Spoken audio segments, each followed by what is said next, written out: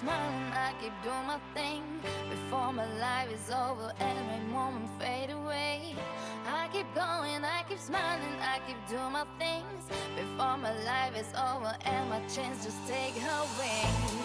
Searching for a mission, life's no competition. It has no definition, no, no, no.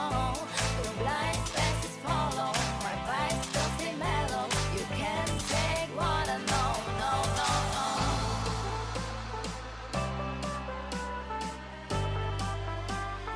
What I know, no. What I know, no.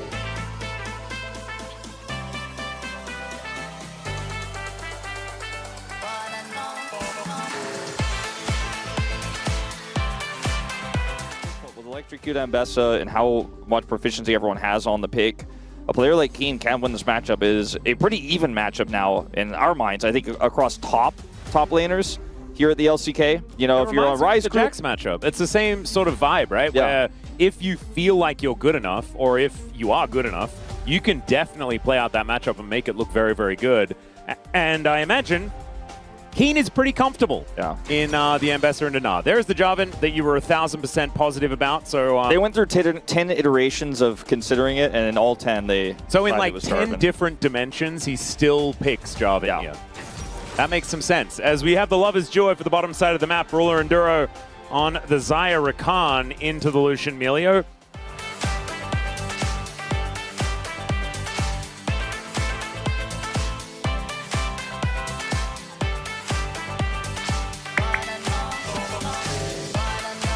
He ends up having the health advantage slightly here, but I think FaZe is happy to get an early barrier at level 1.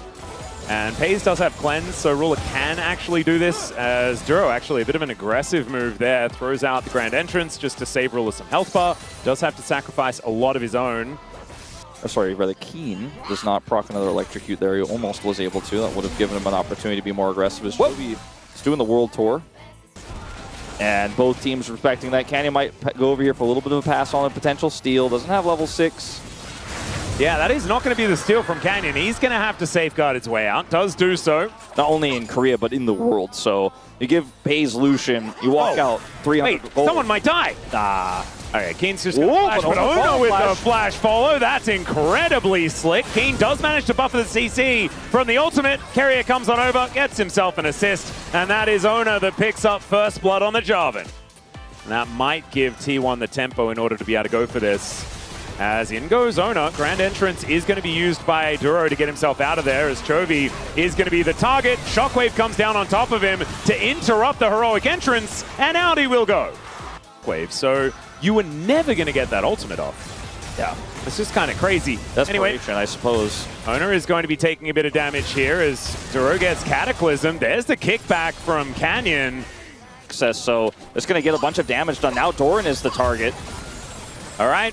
Doran taking a lot of damage here. Quickness comes down. There's the Charm Grand Entrance there as well. Good Q is going to connect there from Canyon, and Duro is tanking up the turret. They should be able to get out too. FaZe and Keria coming over.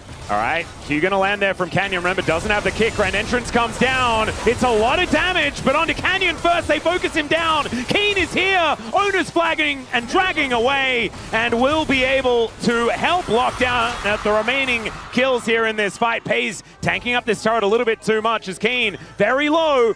But this is not all that diveable, even with 3 people. I know Flash no ult. I don't think he can get a punish here. FaZe wants this. He will have a shield back up again, and he's dashing around, just knocks out FaZe. We knew it, we saw it, and they went for it anyway. And yeah, he got the heals from Keria, and I think thought he had enough health to survive. We'll now see Doran TP down to try to catch Kiin, and Kiin, he's going to try and teleport away, but it's not going to work. He just gets flash nod. This is a silly, down he will go. This is a silly set of plays. GEN are anywhere near a position to contest. Whoa, two-man shockwave does come down here as Ruler. Pretty late. Shelly, yeah, exactly. That's looking like what they want to go for here. As the Dragon has now spawned the orb, they do have to be careful about it, as Faker is making sure that it's always in a dangerous position. Will Canyon connect the Q? He does. Not able to steal away the Drake, though. There is a public execution. They get on top of Ona, and there's a heroic entrance onto 3 for Chovy, who gets into this backline. Doran able to peel for FaZe quite nicely, and down will go the Galio. It is a trade, but Ona for Chovy, I think you'll take it as T1, especially as they get Soul Point at the same time. And now they might even be able to claim more. Kiin gonna have to try and dash away from this, but I don't know whether it's quite going to be enough. Tries to utilize these Raptors, but the relentless pursuing of this Lucian. And the thought process to take the kill here must have been for GEN, like this game is surely lost if we give Soul Point over. They have so much control, they have so much tempo. They got the turret in the mid lane, but when you're in that big death ball, if you get slowed, it really hurts your ability to continue to fight. And so Hextech Soul will be so... But T1 hold a lot of the cards right now on the map, which is the bigger issue than the money. So yeah, all it takes is one big fight and maybe a catch on the Faker. Let's see. Faker often is caught in sides like this, but often they do get the cross-map play. Nice two-man shockwave is going to come in.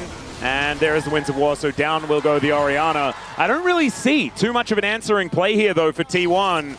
That movie is getting older and older every time I make that reference. And now I imagine there's people who are younger than that movie that are watching here. As, okay, teleport comes in from Doran. The grand entrance will knock him up. Chain CC is decent, but the shockwave is fantastic as well. Public execution does nothing to get Kiin out of that one.